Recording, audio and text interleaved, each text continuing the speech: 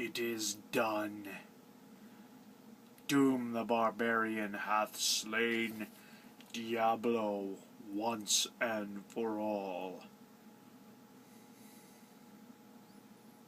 There you have it. Diablo 3. In the bag.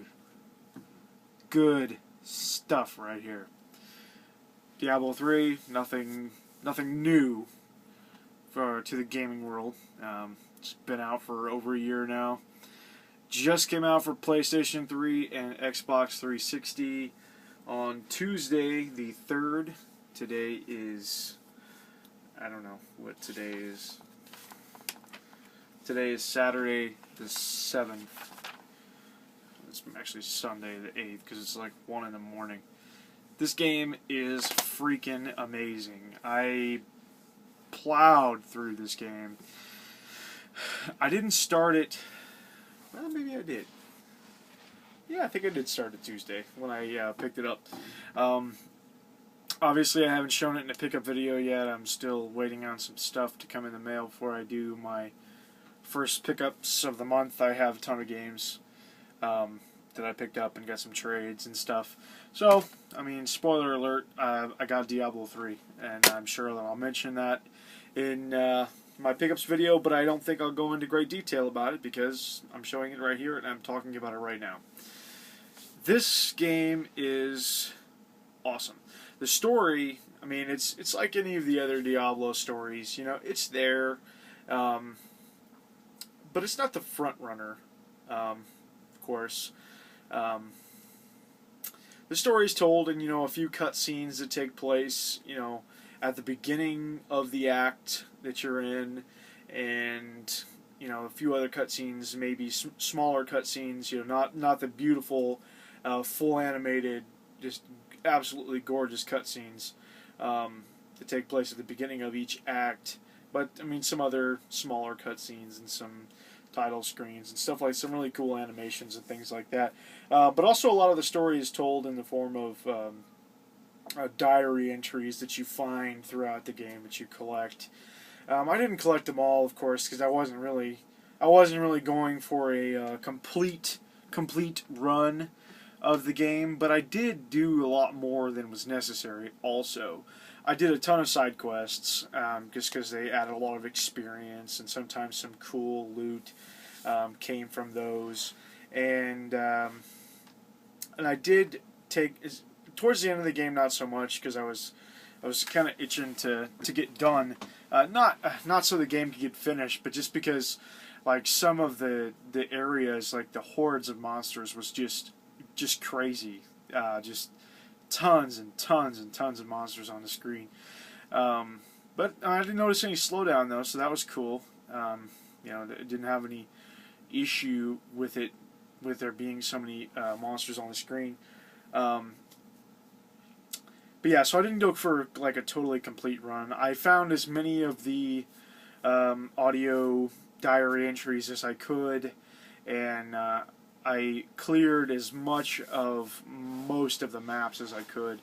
I tried to not leave very many corners unexplored, and I tried to not leave like all the extra little mini dungeons and stuff, that are just like one big room or one small cellar. I tried to not leave any of those unturned because once again there was sometimes some good loot down there, always lots of gold. And it doesn't hurt to get experience either and to beat monsters and stuff.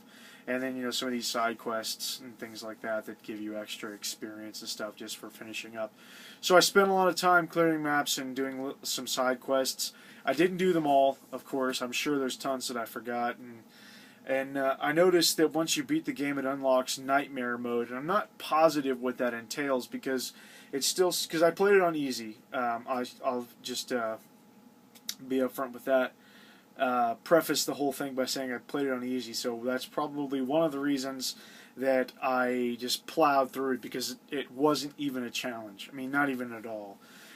Which was just kind of, it almost made completing the game this fast sort of a letdown, because it's like, man, I've been anticipating this release for a while now, and was very excited to pick it up.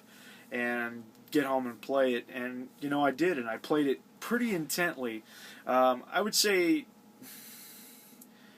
between 10 and 15 hours. Maybe a little more. I really don't know, because there's no counter in game, and I have no way of knowing, just based on my PlayStation 3. There's even a way to tell. I don't think there is. So I really don't know, and I really don't. I played a lot today. I played probably 4 or 5 hours, maybe more today. And I played several evenings this week for 1 or 2 or 3 hours. For almost every evening this week since I got the game. So Tuesday, Wednesday, Thursday, Friday, and then today, Saturday. I played it a lot. I played this game a lot, and what can I say? I mean, I played it on my big screen downstairs. I don't have surround sound, which would have been nice. I just have regular speakers on my television. I do have speakers plugged into my television, because the one downstairs has horrible built-in speakers, but it's just like some computer speakers that are like okay sound, not fantastic, but certainly better than the TV itself, and it's okay for just watching TV and some basic movies. Nothing special effecty is going to come through on those speakers. But anyway, that's really not where the sound is not really what's in the beauty of this game. The beauty of this game is in the picture. Like, the game just looks absolutely gorgeous, and the gameplay is just incredibly fun. If you're a fan of action RPGs or just really good hack and slash game, you really need to play the Diablo series. And I haven't played Diablo 3 on PC. I'll preface this next part by saying that I haven't played Diablo 3 on PC. I have played Diablo 2 on PC. I didn't finish it, but I put like, I don't know, 10, 12 hours into it, so I got a really good feel for the game, and I love that game too. But I have got to say that if you are primarily a console gamer, like myself, I enjoy a few PC games, but for the most part, I'm almost strictly console. If you are a console gamer, you have to play this game on the PlayStation 3. Now, I say that because I have a little bit of background knowledge of the development of the port of this game. I did watch quite a few videos, and that doesn't make me an expert or anything like that. These are all just opinions, and based on that information and interviews with the people in charge from Blizzard doing the port of the game, said that the control scheme for the console version of this game, the console port, was designed for the DualShock controller. Had the DualShock in mind when they made this game. Now, I have no idea how the 360 version plays. It may be just as good. I don't know. That's irrelevant. I'm saying if you got a PlayStation 3, you should get this. If you're going to buy this game, you should get it on a PlayStation 3, because I can vouch for that. The controls are like butter, man. They are just really, really good, and it assigns each function to one of the many buttons on the controller. And the menu system, even though it seems like, if you're picturing the Diablo menus in your brain based on the PC, doesn't seem like it can work. It works, and it works extremely well. Your different attacks are assigned to the different the buttons. Your X button is your primary attack usually.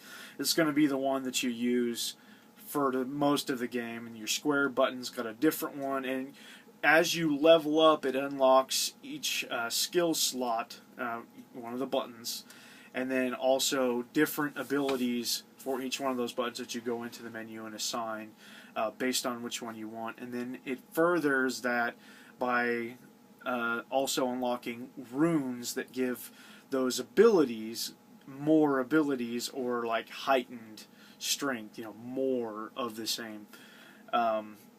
That's a Diablo 3 thing. That has nothing to do with the port itself. But I will say that the port is just awesome. I love this game. Sporadic Spacebar and I played co-op for a little bit tonight. Also, he just got the game too, and I made a new character because he had just started the game today, and he was only like level 7, and you couldn't skip ahead and play acts that you hadn't unlocked yet. So he couldn't join my game because I was in Act 4 at the time we started talking. I was in Act 4 and he was just in Act 1 still. So I just made a new character, which I kind of planned on doing anyway because we wanted to do some co-op. So I kind of just planned on making a new character, and I chose a different class that was out of my comfort zone, but I want to experience it. So I made a new character to do that. But anyway, all of this to say that he has played the PC version, and he really likes the port too. And so he can vouch for me when I say too some things about the PlayStation version or the console version that is improved. One of the things is like the quick equip option. When you pick up new loot, in your travels, you can actually scroll through it quickly without actually opening a menu with the up arrow on your D-pad, and it'll give you green or red arrows, on either the sword, the shield, or the heart, and tell you basically if it's all green arrows, it means it's better, than what you currently have equipped, and you can just click X and it'll automatically equip it, and you can just continue on, like no need to pull up the menu at all. And yeah, I just really like the menu system. And I tell you what, at least on easy mode, which is what I played, I don't think I ever bought an item from the merchants. I don't think I ever did. I think I played through the entire game only equipping and using loot. Armor and weapons that I found, and I found some amazing stuff, and it just kept getting better. And so that was one of the coolest things. It's like the gameplay itself, the hack and slash, just killing a bunch of monsters, does have the possibility of becoming old, becoming monotonous and boring. But just the sheer amount of loot that you find, sheer amount of just different equipment and all kinds of different armor and stuff, and like the ability to upgrade that armor once you unlock the socketed armor and weapons, and then you can equip these jewels to the armor and weapons to improve them. The socketed weapons are similar to like your materia system in Final Fantasy VII, where you can put different jewels in these slots and it improves different attributes of the armor or weapon, whatever it is. And this game just doesn't get stale, and I don't totally understand like why this is so much fun. Like I've beaten the game now. I've completed on with the exception of finding like all the collectible stuff. I've beaten Diablo. I have made it to the end and destroyed him, and I want to start it right up again. I'm ready to go. Another cool thing about I don't know if it's different than the PC version, but also like since I made a new character and when I started playing co-op with a completely different character, I still had all of my money and all of the items that were in my stash box at the town that kind of travels around with you. I still had all that stuff. So everything that was in my stash and everything, all my money, I still had. So I jumped into his game, wherever he was in Act 1, and was able to go to the merchant and without having to, loot anything, just automatically just buy all the best stuff that he had, so I didn't die right away, playing with him, because I was level 1 and he was level 7, So it got balanced out towards the end. We got towards the end of Act 1, and then we just kind of petered out. We were both kind of done, because we were playing on hard on there, and we kept dying, and we could not make a dent in the freaking Skeleton King. God, and when you play it on hard, co-op, at least, when you both die, you can't respawn right there at your corpse. You have to start the fight all over again, and that blows. Especially because he's so difficult at a lower level. So what I think I'll do is I'll probably end up going and grinding a little bit while we're not co-oping, and so then maybe we can go back and pick that back up, or he can just continue on and do whatever he wants, and then I'll pick him back up wherever he is then. But that's neither here nor there. Another thing that they added to the PlayStation port was the evade ability. You use the right thumbstick and you evade, like you'll do like a roll away from the enemy, and that's something new. And there's some other things that I'm forgetting, but once again, it's hard for me to really differentiate all of the stuff just because I haven't played both versions. But the controls are just awesome. I love the controls, and I can't. Yeah, I'm ready to play it again. Needless to say, I know that this technically doesn't count as a 2013 release, since this is 2012 game.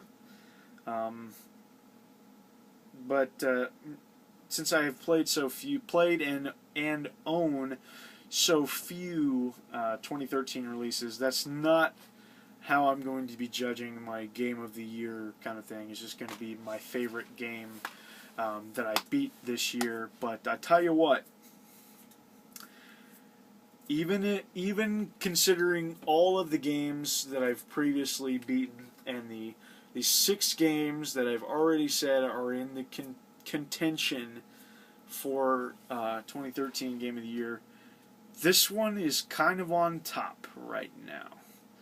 Maybe it's just because I just beat it. Maybe it's just because I anticipated it so much and I wanted to like it so much. But I tell you what, this game did not disappoint me in the slightest. This was every bit as awesome as I wanted it to be.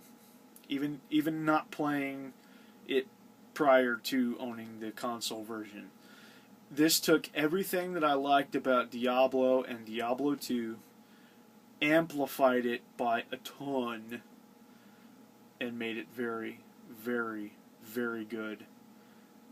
And the controls. I keep saying that, but I'm serious. So, if you're on the fence about getting this game, even if you own the PC version and like the PC version, if you're on the fence about this, I say go for it, because it is just a phenomenal, phenomenal game. And if I had owned the PC version already, I probably would still buy it, because I like it that much. If they released a console version of Diablo 2 right now, I would most definitely own that too, because I have Diablo 1 on console, and I don't even have Diablo 1 on PC. I want it, but I don't have it. I need to just purchase the battle chest, which is only like $20, that has 1 and 2 complete in it. That's what I need to get, and to complete my collection. I don't think my PC will run Diablo 3, so I'm probably not going to buy that, because I think it'll be a waste of money for me. Maybe in the future, if it gets kind of cheap and my computer is way better than it is right now, then maybe I'll buy a copy just to complete my Diablo collection. I know that I haven't been a big Diablo fan for that long, just a few months now, but seriously, it's one of my very favorite series now. I absolutely love this style of game. I can't wait to play a few more. of these type of games. I hear that the Torchlight games are very similar style and are also very good games. Can't wait to try those. And I can't wait to finish Diablo 1 and 2, to be completely honest. I'm ready. I'm ready to play through 1 and 2. Finish 2, even though I'm only on Act 2, and there's like 5 acts if you include the expansion. So it's going to be a while before I finish that one, because it's a lot more slow moving. That's another thing I liked about Diablo 3, is just, I know I was playing it on easy, but it was just really fast moving. It was just really good. I liked it a lot. I'm going to wrap it up. I am sweating profusely, and my Doom hat here is getting a bit hot. I figured it would be a festive attire. I don't think I even mentioned it. I was a barbarian. I ended up finishing the game as a level 31 barbarian. So there you go. And my co-op character is a now level 8 witch doctor. So anyways, want to thank you for watching, sticking with me here, and talking about Diablo a little bit. So it is done. Diablo hath been defeated. Thanks for watching. Doomwaves out.